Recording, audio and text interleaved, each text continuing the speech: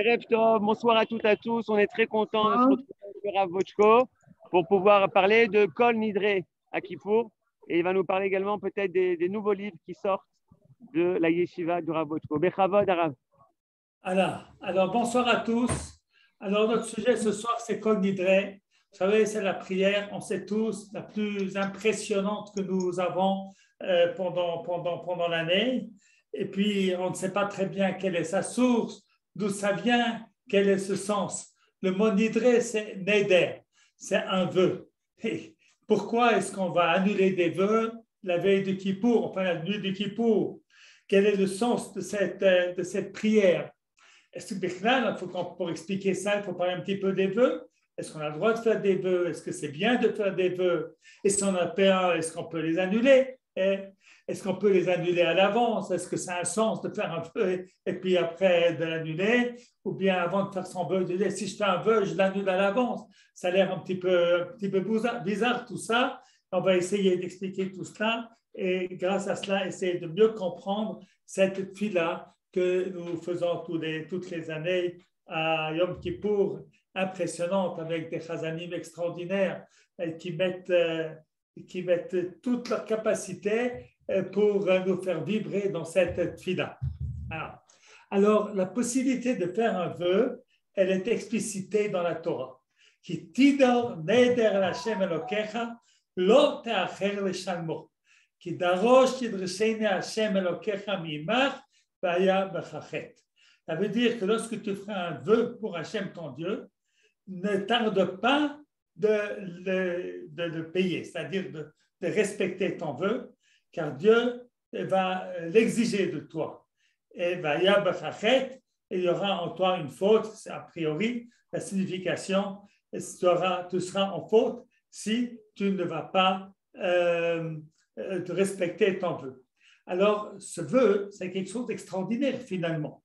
C'est quelque chose qu'un homme dit entre lui et Hachem Yitbarach.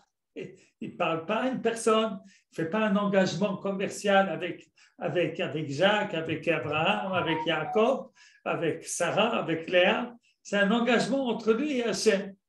Il dit, Hachem, je fais un vœu. Ani Noder, je fais un vœu de, je sais pas, de jeûner, de donner la tzedaka, mais il ne s'engage pas envers une personne. Il s'engage envers Hachem. Et la Torah nous dit, tu as fait cet engagement, tu ne peux pas revenir en arrière. Ce qui veut dire quelque chose d'extraordinaire, qu'il y a la possibilité pour un individu de faire un contrat personnel entre lui et Hachem.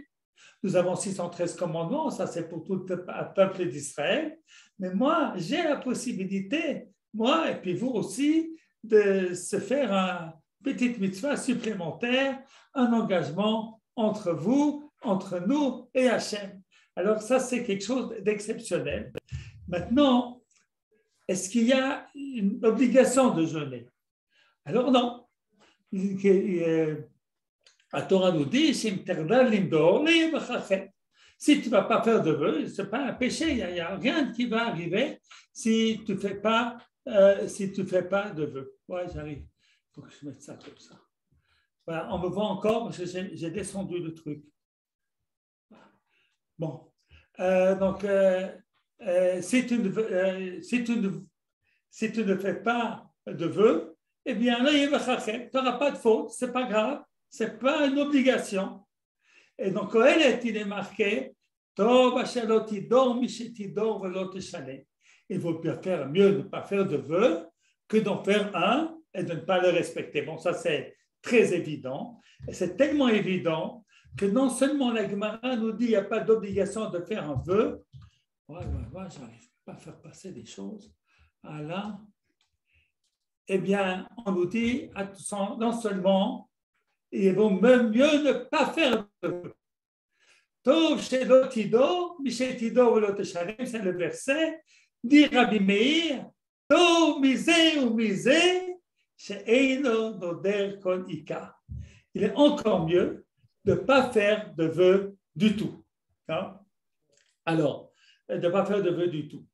Et Rabbi Yehuda, il est en marloquette avec lui, Tov misé ou misé, noder ou meshalem. Alors, Rabbi Yehuda, on comprend. De faire un vœu, c'est de faire un engagement entre nous et Hachem. si c'est possible, si Dieu nous a donné cette possibilité, c'est que c'est bien. Si ce n'était pas bien, il ne nous aurait pas donné cette possibilité. Il n'y aurait pas tout plein d'halachot, de vœux, si c'est contre la volonté d'Hachem que l'on fasse des vœux. Alors, Rabbi Yehuda, on le comprend bien. Rabbi Meir, c'est plus difficile à comprendre. Pourquoi dit-il qu'il vaut mieux ne pas faire de vœux, hein? Alors, on va passer à ça. C'est qu'en vérité, il y a beaucoup de problèmes avec les vœux. Et on va en citer 4. Hein? Alors, le premier problème, c'est vrai que si je fais un vœu que je le respecte, c'est super. Mais peut-être que je ne vais pas le respecter. J'ai pensé, et puis finalement, je ne peux pas, ou j'ai oublié. Alors, tu auras une faute. Alors, pourquoi se mettre dans cette possibilité de trébucher? Et puis, finalement, deuxième raison, nous avons 613 commandements dans la Torah. Eh bien, c'est déjà bien de les respecter. Il n'y a pas besoin de rajouter mitzvot aux mitzvot de la Torah. Non? Vous savez, à propos du nazi, il y a une marloquette très connue entre Rabbi Shimon, j'ai oublié le nom maintenant, entre deux grands Tanaïm, l'un qui dit celui qui fait un vœu de nazir, il est saint, et puis celui qui dit non, il est choté, c'est un fauteur. Pourquoi? Parce qu'il s'ajoute des interdits que la Torah n'a pas interdits. Pas besoin d'ajouter des interdits. Voilà, la Torah, elle est bien, la Torah, elle est super. Tu n'as pas besoin d'y rajouter. Le Rabbi Yehuda, lui, il pense, oui, la Torah, c'est pour tout le monde. Chaque être humain, il a le droit d'avoir quelque chose de personnel entre lui et Hachem. Quelque chose qui n'est pas seulement de ce que tout le monde fait. Alors, l'un, ça sera de la tzedaka, l'autre, ça sera de la tfila, l'autre, ça sera des tfilin. Chacun, il va pouvoir trouver quelque chose dans lequel il va pouvoir briller. Alors il veut se faire ça comme mitzvah, engagement entre lui et Hachem. Ça, c'est l'idée de Rabbi Yehuda. Aval, l'idée de Rabbi Meir, non. La Torah, elle est bien comme elle est. Maintenant, et c'est une troisième chose qu'on va dire, bien, si tu veux faire quelque chose de bien, personne ne t'empêche. Donner la tzedaka. Tu peux étudier tous les matins 1 heure avant la tfila, tu peux le faire. Tu n'as pas besoin de faire un vœu pour cela. Donc, personne ne t'empêche. En fait, cette idée du vœu, elle nous montre qu'il y a une possibilité de faire mieux, de faire quelque chose de personnel. C'est vraiment très important qu'on peut faire quelque chose de personnel. C'est pas une machine. On est tous les mêmes, exactement. Tous on se lève à la même heure le matin. Non, il y a des gens qui se lèvent au net, il y en a qui se lèvent un petit peu en retard, il y en a qui font, ils font d'autres choses avant. Chacun, il a sa manière de vivre. Et c'est très bien comme ça. C'est très bien comme ça. Mais tu n'as pas besoin d'en faire un vœu. D'accord?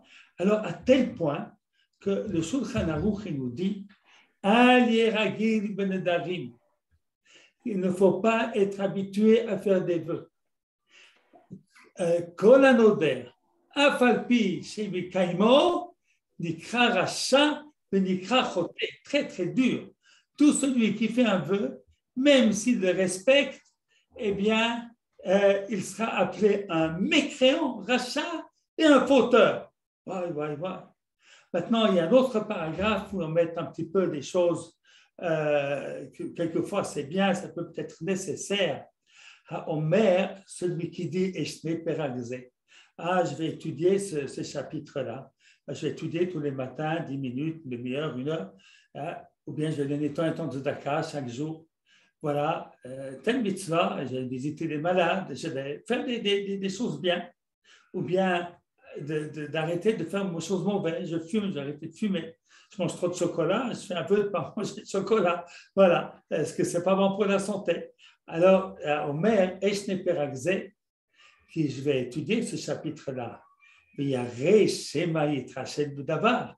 Elle craint qu'il ne va pas pouvoir te dire son engagement.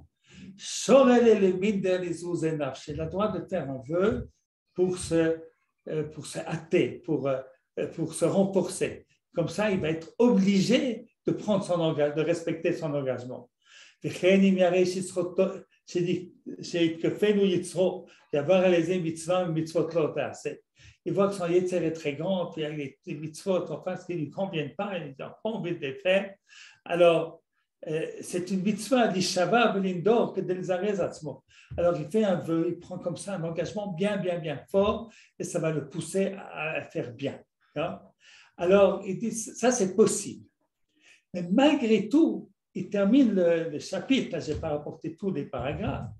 Lo yarbe adam nidre isur lo yagil atzmo bahem.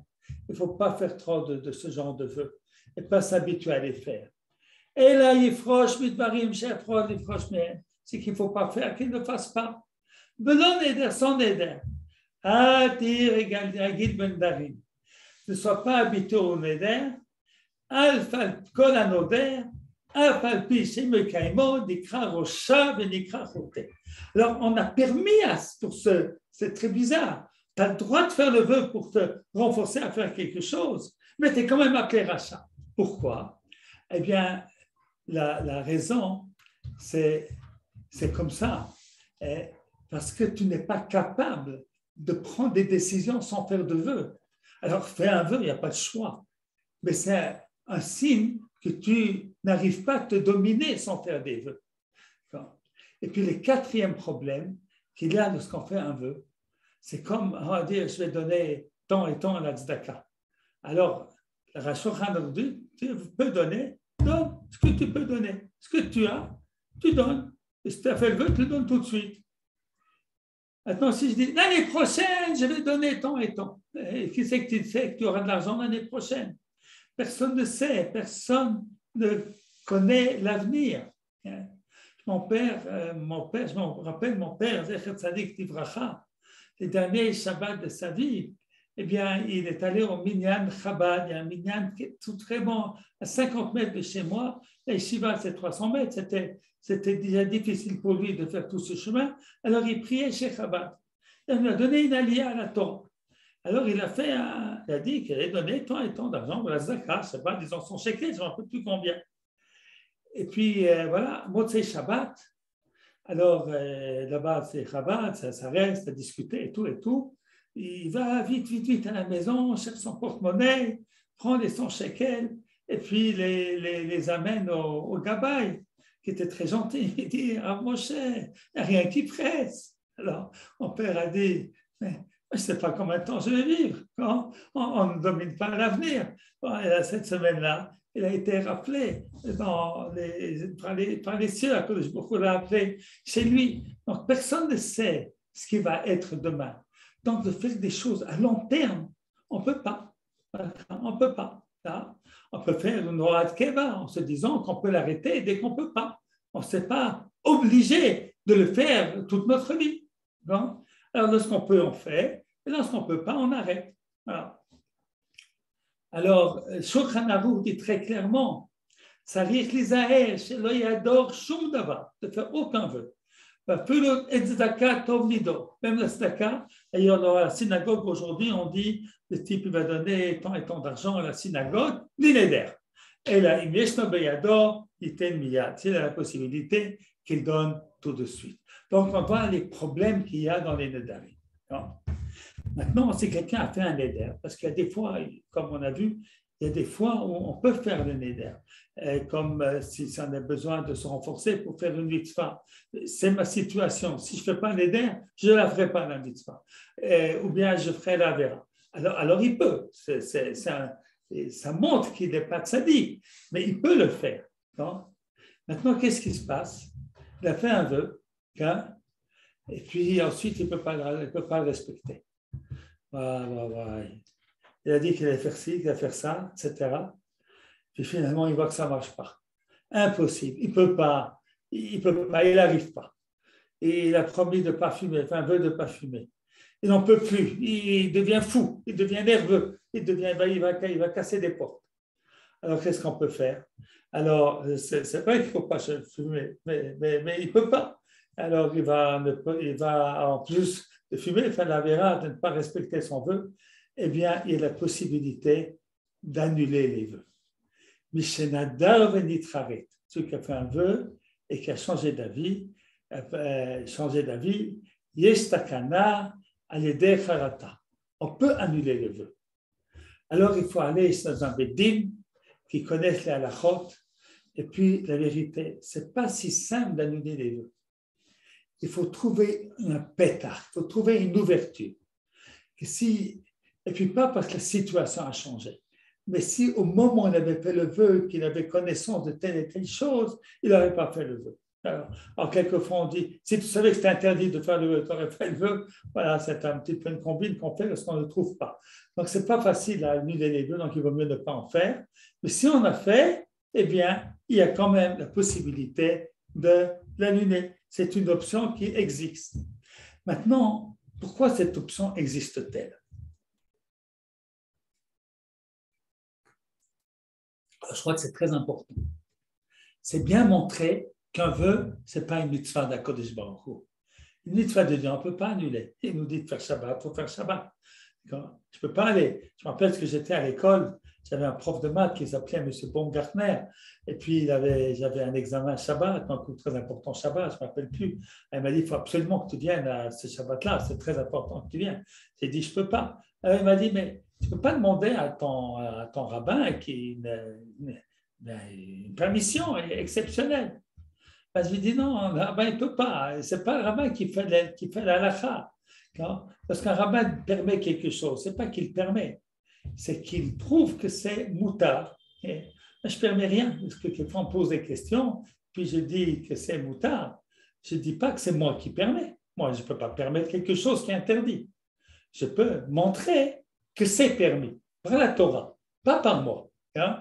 Alors, c'est pour montrer cette différence entre les mitzvot de Dieu et les mitzvot qu'on s'est rajoutés nous-mêmes, que les mitzvot de Dieu, on ne peut pas les annuler, mais les mitzvot que nous-mêmes on a fait, on peut les annuler.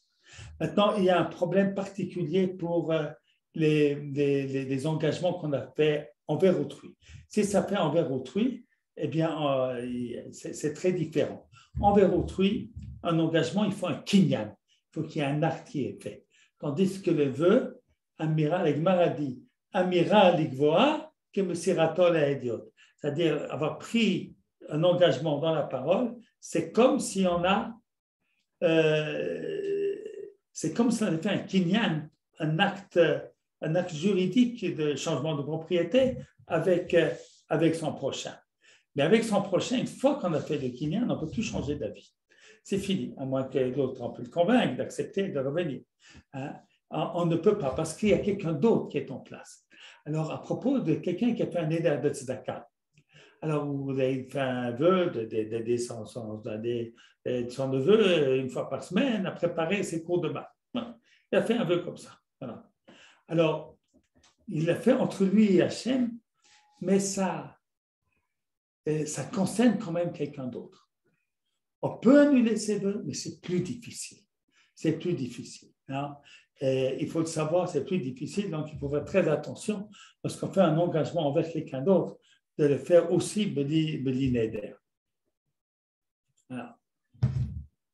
Maintenant, il y a une autre possibilité qui existe, qui est très intéressante, c'est d'annuler le vœu à l'avance. C'est ce que nous faisons avant Rosh Hashanah. On se réunit tous à la synagogue, et puis on fait des prières, on fait une prière qui s'appelle la Tarat Nedarim. Qu'est-ce que c'est la Tarat Nedarim que nous faisons? Eh bien, nous disons, on fait d'abord une Tarat Nedarim des vœux du passé, mais surtout, on fait une déclaration que tout engagement que je vais prendre que dans l'année qui suit, eh bien, ça sera l'inéder. Ce n'est pas un vœu. Est-ce que ça sert à quelque chose ou pas? Okay?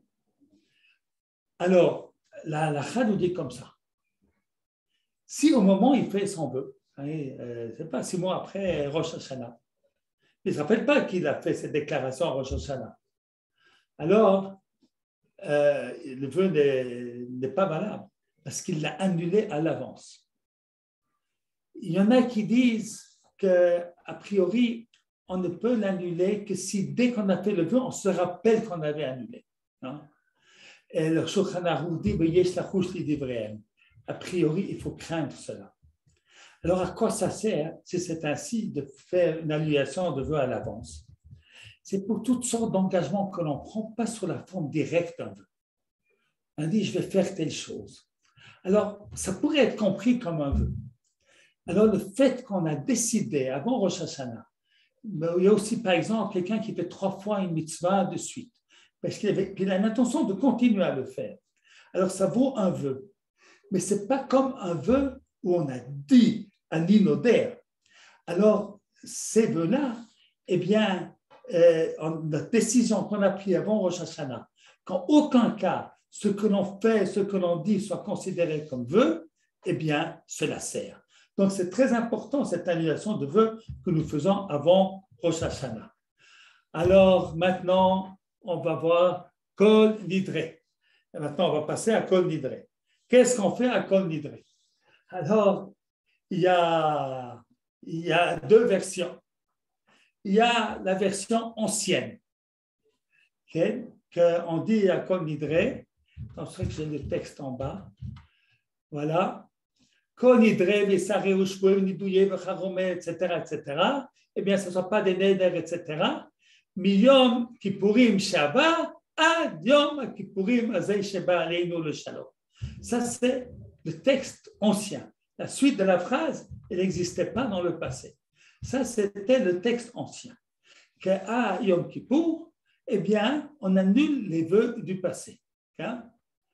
Alors, donc, l'intention de cela, c'était pour que peut-être on a fait un vœu et qu'on ne va pas respecter, alors on ne veut pas être puni, alors on veut l'annuler. Et c'est pour ça qu'on dit, à la fin de Kol Nidre,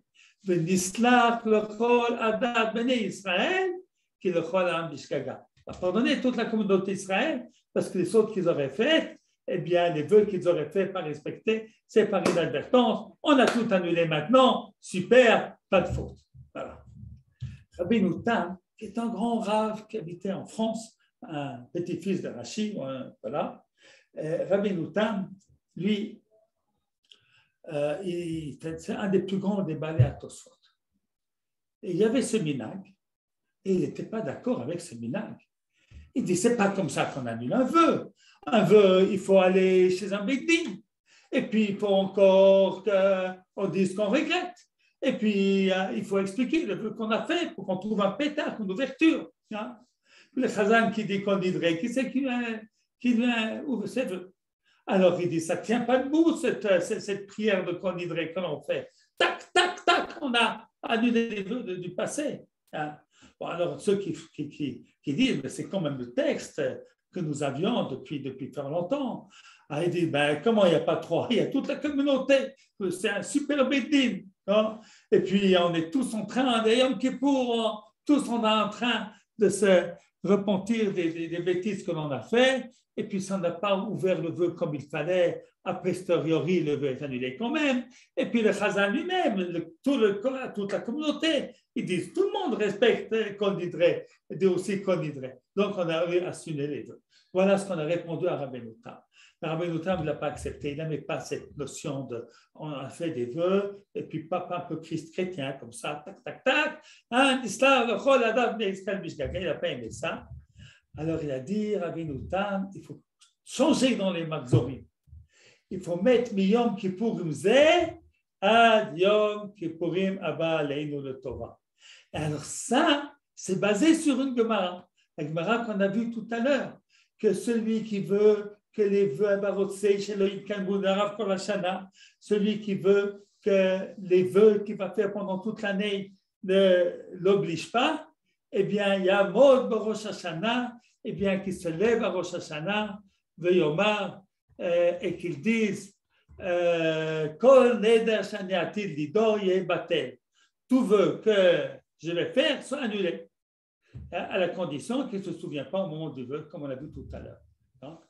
Alors, la question qui se pose, si c'est comme ça, pourquoi on dit à la fin Venislach lechol adam bnei Israël, il faut pardonner. Il n'y a rien à pardonner, on n'a pas fait de faute, c'est à l'avance. Alors, il explique Rabbeinu Tam, c'est quand même, c'est parce que même si j'annule le vœu, c'est pas bien de faire des engagements et de ne pas de respecter. Alors, c'est pas bien, c'est pas des choses à faire. Alors, on nous dit, grâce à cette parole qu'on a dit, eh bien, on va pardonner à ceux qui vont faire des vœux, ils sont annulés à l'avance, bien que c'est pas très bien, que Dieu les pardonne pour leur erreur. Voilà comment est-ce que a fait Rabbeinu Tam, et c'est pour ça qu'aujourd'hui, dans le texte du Kol Nidre, on dit Miyom HaKippurim she'abar ad Yom HaKippurim hazeh sheba aleinu l'shalom, ou Miyom HaKippurim hazeh ad Yom HaKippurim she'abar aleinu l'shalom. On dit les deux versions, la version du passé et puis la version de Rabbeinu Tam. Maintenant, il faut savoir d'où vient ce minag-là. Dans la Gemara, ce n'est pas marqué de dire Kol Nidre. Et dans les yeshivot de Babel, le Tour rapporte, ils étaient contre. Ils ont dit qu'on ne faut pas faire le Kol Nidre. On entend dans plusieurs endroits qu'on fait le Kol Nidre. Nous, on n'est pas d'accord. Dans les yeshivot en Babel, on ne fait pas le Kol Nidre. Alors d'abord, qu'est-ce qu'on voit de là? Que c'est un minag très ancien. Ça ne date pas du Moyen-Âge. Ça ne date pas de l'Inquisition. Ça date du temps des Géonim. La Shivot Babel, c'est le temps des Géonim, c'est avant l'année 1000. C'est encore les Shivot de Babel qui après la fermeture du Talmud. Donc on voit, ils étaient contre le minag. On voit que le minag, il existait déjà à l'époque. Donc c'est un minag très, très, très ancien. Pourquoi est-ce qu'ils étaient contre les rabbanim de la Shivot de Babel? Ils ont dit dans la Gemara, ce n'est pas marqué. On ne fait pas des choses qui ne sont pas marquées dans la Gemara. Chacun va inventer sa prière, encore un piout, encore ci, encore ça, ma petite homme. Vous savez, dans la halakha, par exemple, à Shabbat, on ne dit pas Ashrei Volet Zion à la fin de la tefila, comme on fait à tous les shacharit. Vous savez pourquoi? Ça, j'ai dit, la tefila est déjà assez longue. Alors, il y a des Yashacharit, il y a Moussaf, il y a la Torah, donc on va dire, Ashrei Volet Zion, on va le mettre. Et puis finalement, nous les Juifs, on en a rajouté des choses à la tefila, des Anim Zmerot, et puis encore souvent des piyutim, etc. Alors, les Yeshivot de Babel, ils n'avaient pas tous ces rajouts. On dit, il faut garder la tefila profonde, avec tout notre cœur, mais pas que ça soit trop long. Si c'est trop long, les gens viennent, c'est pas. Donc, on ne peut pas rajouter des choses qui ne sont pas marquées dans la Gemara. Hein. Ça, c'est la première raison pourquoi dans les Shivot de Babel, ils n'étaient pas d'accord avec ce minag. Deuxièmement, donc eux, c'est avant Rabbeinu Tam, la version chez eux, c'était d'annuler les vœux du passé. Et ce n'est pas comme ça qu'on fait. Ce n'est pas comme on va chez un curé, et bien, toutes les fautes sont annulées comme ça. Hein? Chacun qui a fait un vœu, il faut qu'il aille à l'extérieur, chez un Bédin, qu'il explique le vœu qu'il a fait, que le Bédin cherche une ouverture. Il faut faire les choses correctement. On ne peut pas faire les choses comme ça. C'est contraire au judaïsme. On dit les rabbanim des yeshivot de Babel. Et puis, quel rapport avec Kippour? Rapport avec Kippour parce qu'il faut pardonner ces fautes-là. Il n'y a pas d'autres fautes. Et la Shonara, pourquoi est-ce qu'on ne fait pas un grand texte pour nous pardonner de la Shonara et pardonner le vol, et pardonner la malhonnêteté, pardonner le non-respect du Shabbat? Quel rapport cette faute-là particulièrement avec Yom Kippour? Donc, les Shivot de Babel, ils étaient contre.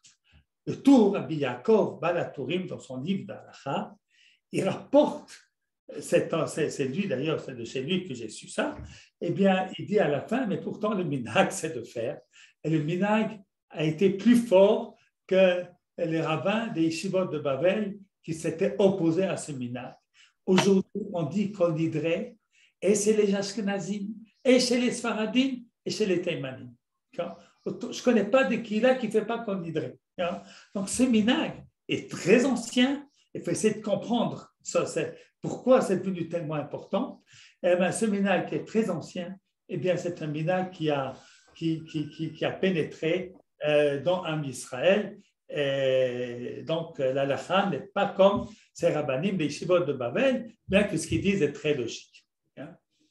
Alors, pourquoi finalement c'est tellement important cette tefila? Alors, je pense qu'il y a beaucoup de choses très importantes qui sont vraiment liées avec Yom Kippour. Notion que l'on peut annuler des vœux que l'on a faits. C'est au centre même de la notion de Kippour. La notion de Kippour, c'est de... Voilà, il faut expliquer quelque chose. Qu'est-ce que c'est vraiment Yom Kippour? Alors, vous avez dans le Rambam quelque chose d'assez intéressant. Le Rambam écrit que lorsque l'homme fait tchouva, eh bien, il doit alors se confesser, enfin, je n'aime pas ce mot, faire le vidouille. Et le vidouille, mitzvah tassé. Le commandement positif, c'est le vidouille, pas la tchouva. Pourquoi ce n'est pas la tchouva? Pourquoi c'est le vidouille, le mitzvah tassé? Alors, il faut expliquer deux choses. Il faut expliquer pourquoi ce n'est pas la tchouva, et il faut expliquer pourquoi c'est le vidouille. Alors, pourquoi ce n'est pas la tchouva? La tchouva n'est pas un commandement. Eh bien, il y a beaucoup de raisons à cela. Mais la première, c'est que je n'ai pas besoin de faire tchouva pour ne pas refaire la verre. Si hier j'ai volé, je n'ai pas le droit de voler demain, même si je n'ai pas fait tchouva. La Torah, je n'ai pas besoin d'une mitzvah qui me dise ne fais pas la faute, et si tu as fait la faute, ne recommence pas. Deuxièmement, la tchouva, elle doit venir du cœur. On ne peut pas, vous savez, c'est comme quelqu'un, il a un enfant et puis il a fait, c'est mal conduit, et maintenant il demande une sucrerie. Alors on lui dit, il faut que tu demandes pardon. Non, on ne veut pas. Ben, tu n'as pas la sucrerie. Pardon. Ce n'est pas un vrai pardon. Ce n'est pas un pardon qui vient du cœur. Donc la tchouva ne peut pas être une mitzvah. C'est un petit peu comme le Ramban, Rabbi Moshe ben Nachman, il dit que la prière ne peut pas être un commandement de la Torah. Il dit que la prière, c'est un cadeau que Dieu nous écoute. Et puis les Chachamim, ils ont institué de faire la prière. Mais on ne peut pas dire de la prière que c'est un commandement, parce que de faire de la prière un commandement, c'est le contraire même de la prière. Alors c'est pour ça qu'on ne peut pas faire de la tchouva une mitzvah. Alors qu'est-ce que c'est la tchouva? Qu'est-ce que c'est le vidouille? C'est un cadeau d'Hachem. C'est quoi ce cadeau d'Hachem? C'est un travail à faire pour effacer ce qui a été fait. J'ai fait des bêtises, et maintenant j'aimerais effacer. A priori, ce n'est pas possible. La tchouva, c'est de ne pas continuer. Non. Quand on ne va pas tourner, de toute façon, il ne faut pas continuer. Tu n'as pas besoin de mitzvah pour cela. La mitzvah de la tchouva, c'est un cadeau qui nous a été donné pour avoir la possibilité d'effacer le passé. Et puis ça nous semble impossible. Alors on nous dit dans la chat, tu vois, quelqu'un il a fait un vœu, eh bien il peut aller chez un rave et puis on peut annuler le vœu. Et maintenant nous allons tous annuler nos vœux que nous aurions pu faire et puis comme ça nous apprenons le sens profond de Yom Kippour qui est de nous apprendre qu'il est possible d'effacer le passé. Extraordinaire. Ça, c'est un cadeau d'Hachem Yitbarach. On sait que le Midrash nous dit la personne qui a fauté, quel est son jugement, qui disent qu'il faut qu'elle doit mourir. Il y a d'autres qui disent il faut qu'elle paye, d'autres qui disent qu'il faut qu'elle fasse un sacrifice. Et Dieu dit il fait tchouva. Pourquoi le Midrash met ça dans la main de Dieu? Car c'est que Dieu qui est le maître du temps, qui peut effacer une faute qui a été faite dans le passé grâce à la tchouva. Donc, ça c'est la première raison pourquoi tellement important la notion de Kol Nidre à Kippour, parce que c'est l'essence même de Kippour. Maintenant, la version de Rabbeinu Tam.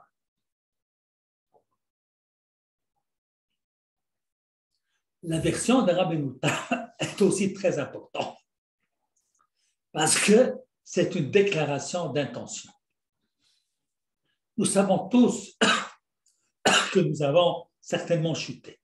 On ne va pas passer toute une année sans dire de la shonara, sans avoir fait une petite faute ici, une petite faute à droite. On est des gens gentils, on veut faire bien, mais on a sauté une prière, on a Shabbat, on n'a pas vraiment fait Shabbat avec les chants comme il faut, voilà, on a fait un petit peu, on a un petit peu arrondi les ongles. Alors on nous dit, à la veille de Kippour, à la nuit de Kippour, sache Hachem, on ne veut pas fauter. Si on va faire des fautes, eh ben, c'est parce qu'il y a des moments où on est un petit peu bête. Alors, on se laisse aller par nos instincts, on laisse aller parce qu'on est un petit peu bête, on est un petit peu ange, mais nous sommes un petit peu bête, voilà. Alors, mais il veut te dire, Hachem, écoute bien Hachem, moi, je veux faire ta volonté. On ne veut pas faire de faute. C'est ça que nous dit, Yom Kippour Zeh, Yom Kippourim Haba, Aleinu L'Tova. Nidrana lo nidre, c'est-à-dire des fautes que je pense, que je risque de faire, et les danim, entre autres, mais c'est toutes les fautes que je risque de faire, ce sont des chutes, je ne veux pas le faire. C'est très important cette déclaration que l'on fait, parce que ça va nous aider, le fait d'avoir cette volonté, eh ben, c'est quelque chose qui va nous soutenir pendant l'année.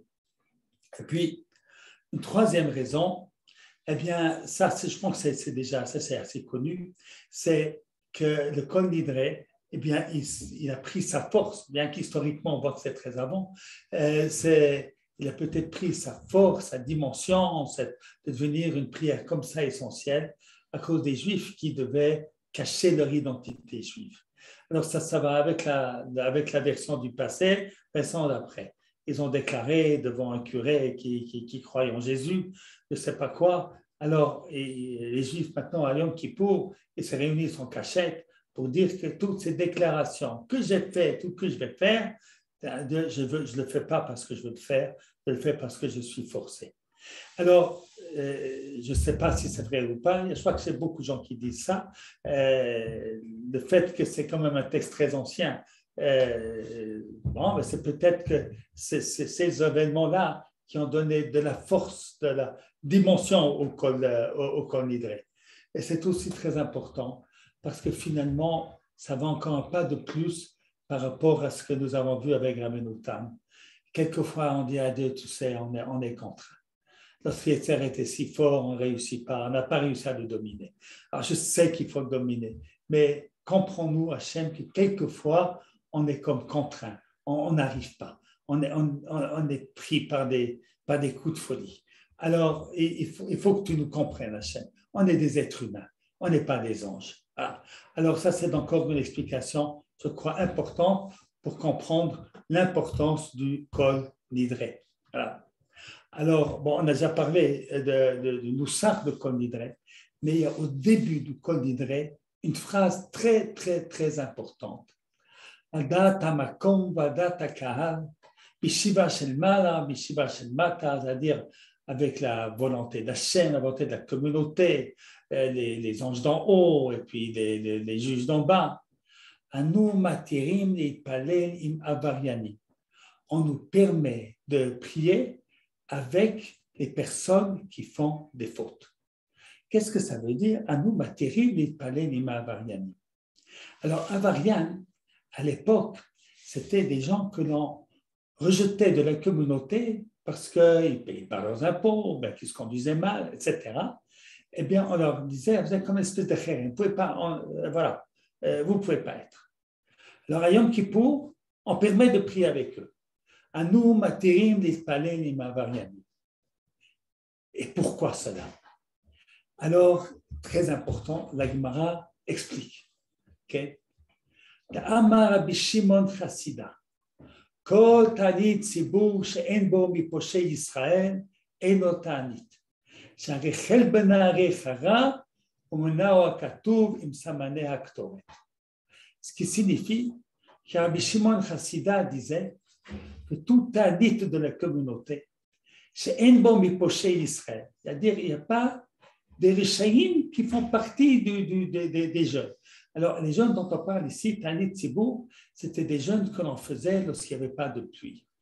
Vous savez, il y a une Gemara toute entière, mais c'est toute entière, Tanit, qui sont pour ces événements-là.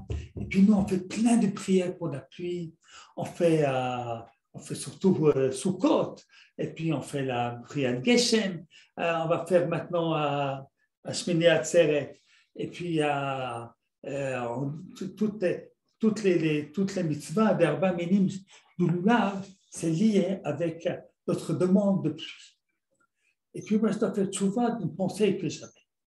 La pensée que j'avais, c'était dire aujourd'hui, vous savez, tout ça sur la pluie, on n'est pas des agriculteurs. Non. En Israël, aujourd'hui, on a résolu le problème de l'eau. On fait la désalinisation de l'eau de mer. On a la moitié de notre eau que nous vivons, c'est de l'eau de mer. L'eau de mer est en quantité, on ne va jamais manquer d'eau. Donc, c'est un petit peu dépasser ses prières. Regardez ce qui se passe cette année. Pour combien le monde, en 2022, tellement développé, eh bien, il souffre de la sécheresse. La moitié de la Chine a ces eaux des eaux des fleuves qui ont baissé dangereusement, tel point qu'il n'y a pas assez d'eau pour le riz, pour le maïs. Finalement, on reconnaît aujourd'hui combien notre vie dépend de l'eau, parce que la culture dépend de l'eau, on a besoin de manger, et de faire des usines nécessairement, ça coûte énormément cher, puis il n'y a pas de mer partout. Donc, c'est pas du tout, ce sont des solutions très chères et pas toujours pratiques, et puis qui demandent beaucoup d'énergie. Donc, ça, tandis que l'eau qui tombe du ciel, c'est gratuit. Il n'y a rien de gratuit dans ce monde. Eh bien, la pluie qui tombe, elle est gratuite. Et puis l'air que nous respirons, c'est gratuit. Alors, ça, c'est quelque chose voilà. Alors, la Gemara dit, donc on faisait des taniyot à l'époque, parce qu'il n'y avait pas de pluie, on organisait des jeûnes. Et alors on nous dit qu'à l'heure de ces jeûnes, il fallait permettre à tout le monde de prier. Pourquoi? Alors on nous dit, parce qu'on apprend des ktoret. La ktoret, c'est les encens qu'on en apportait sur l'autel d'or qui se trouvait dans le Kodesh. Il y avait dans le Beth Amikdash deux autels, A-U-T-E-L-S, deux autels. Un qui était dans la cour et un qui était dans le sein, dans le Echad. Celui qui était dans la cour, c'est là où on faisait tous les sacrifices, Ola, le Khatat, les Shtamim. Tous les sacrifices, on les fait sur cet autel-là. Mais sur l'autel, à l'intérieur, dans les Echad, on faisait la Ktoret. On faisait des encens. Et puis ça, c'est quelque chose qui est une très grande sainteté et quelque chose qui n'est pas utilisé du chai, d'être vivant. Ce sont des choses, des odeurs, des choses d'une grande kedusha. Eh bien, parmi tous les encens, il y a le chelbena. Et le chelbena, nous dit la Gemara, c'est une très, très mauvaise odeur. Et puis, on est obligé de le mettre dans les ktoret. Et s'il n'y a pas le chelbena, eh bien, il n'y a pas le ktoret n'est pas sourd, ce n'est pas caché, on ne peut pas l'apporter. Alors, on nous dit, tu vois, on apprend de là qu'il y a une notion de klal Israël. Et c'est une importance ilchatique, que si on ne permet pas aux Rishaïm d'être avec nous, eh bien, on peut pas jeûner. On ne peut pas jeûner. Et qu'à Kippour, notre prière ne peut pas être acceptée. Pourquoi?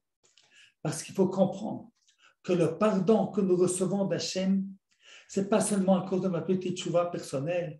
Combien j'ai fait de tchouva, j'ai pris des grandes décisions, mais on sait très bien qu'on ne va pas toutes les respecter. Si finalement il y a kapara, eh bien, c'est Bishut Tishtaychutenu le Klal Israël. C'est parce que nous appartenons à l'Assemblée, au peuple juif, on appartient au Klal Israël. Ça, c'est cette notion de Klal Israël, c'est elle qui permet la kapara. D'ailleurs, au temps du Beth Amikdash, il y avait le Sa'ir Lazazel, eh bien, il permettait de pardonner les fautes des Juifs, individus, les petites fautes, même s'ils n'ont pas fait de tchouva. C'est-à-dire que la tchouva, le vidouille du Kohen Gadol, c'est un tchouva un petit peu de l'Assemblée d'Israël tout entière. C'est-à-dire que cette notion de clan d'Israël est une notion essentielle pour pouvoir être pardonné. Combien c'est important de nos jours de comprendre à la droite, à la gauche, le centre, le milieu, le religieux comme ci, le religieux comme ça, l'aït, chardalik, etc. On doit comprendre qu'on est tous unis. En tout cas, on doit apprendre de Yom Kippour que c'est seulement si on comprend que chaque composant du peuple juif est indispensable au peuple juif, que sans lui, on n'est pas un peuple. S'il n'est pas là, eh bien, on est manchot. Eh bien, ça, c'est cette grande compréhension que nous disons avant de dire le Kol Nidre, que nous permettons ce jour-là de prier avec les Avarianim. Voilà. Est-ce qu'ici il y a une question? Moi, je vois personne, je ne sais plus si on m'a vu. Voilà. Très bien. Ouais. Je n'ai aucune idée si on me voit ou Oui, on vous voit. Parce que moi, je ne vois personne. Je ne sais pas ce qui se passe avec mon appareil. Voilà, alors je vais terminer en parlant il y a 2 livres de mon père, Zecher Tzadik Livracha, que nous avons en stock à la Yeshiva. Il y a le Réflexion pour le sens profond de la Torah. Ça, c'est une traduction de son livre, Egon et Moshe. Egon et Moshe, c'est l'œuvre majeure de mon père comme commentaire sur la Torah. Il y a encore d'autres qu'il a écrit plus tard. Ça, c'est l'œuvre essentielle. C'est ce livre Egon et Moshe sur la Torah. Et on a traduit pas tout le livre, on a traduit tous les commentaires sur les 5 livres de la Torah. Ça, c'est. Alors, si vous voyez, alors moi, je ne vois rien du tout, mais ça, c'est ce livre-là. Que, voilà. J'en ai republié une centaine, on n'en avait plus. Et puis, il y a un livre plus ancien qu'on a encore à l'écoute de la Torah. Ça, ce sont des textes, différents textes de mon père. La première partie, c'est aussi des commentaires sur la Torah. C'est des commentaires courts qu'il a écrits plus tard dans sa vie. Et puis, il y a encore beaucoup de lettres sur toutes sortes de sujets du judaïsme. On peut voir un petit peu la philosophie de mon père dans ces ouvrages-là.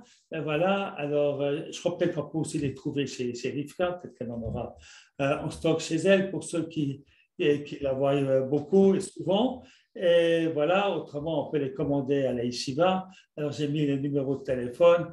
Il y a un type très gentil et puis qui répond, ou bien envoyer un mot en mail et pour qu'on puisse prendre contact avec vous et puis faire la commande et l'envoi.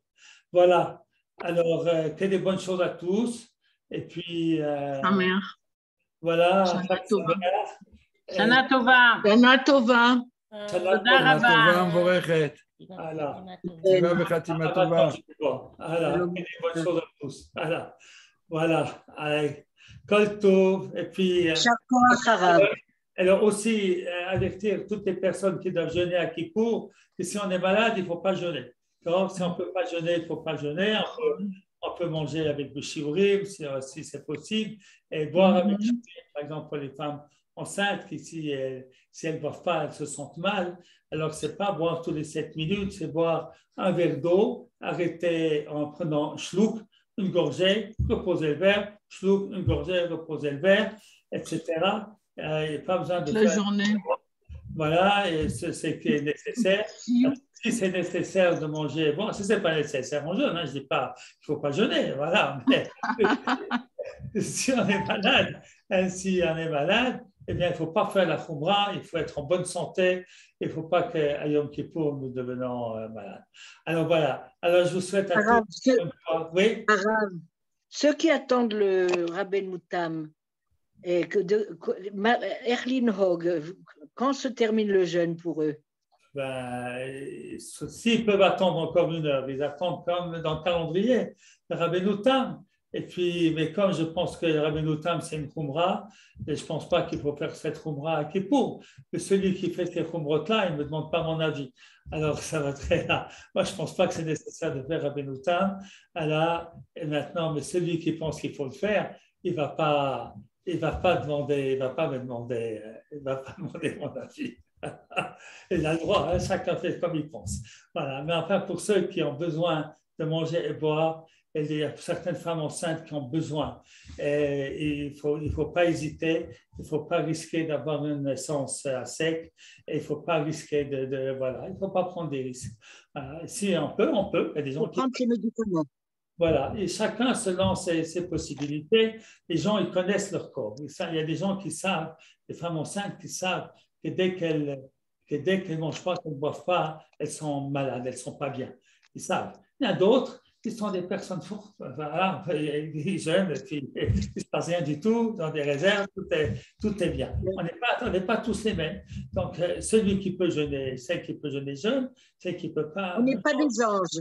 Voilà, on n'est pas des anges, chacun selon ses possibilités. Et alors, en sachant que si on fait du shiurim, alors pour la boisson, c'est comme je vous ai dit, pour manger, c'est à peu près un morceau de pain tous les 7 minutes, 28, 30 grammes. Et voilà, voilà, et c'est déjà, il n'y a pas de carré, il n'y a rien à craindre. Et voilà, et c'est ça qu'il faut faire parce qu'on est. אבל זה ממש סיוט לעשות את זה. סיוט לאכול כל 7 דקות. Voilà, mais ce n'est pas une si petite quantité. Maintenant, ceux qui ne peuvent pas, normalement, hein, c'est pas, c'est si on peut. Voilà. Kol tov. תודה רבה. תודה רבה. שנה טובה. אנחנו לא מלאכים. יופי. לא מלאכים. יישר Voilà. כוח הרב. Voilà, merci. כל ברור. אמן. שנה טובה.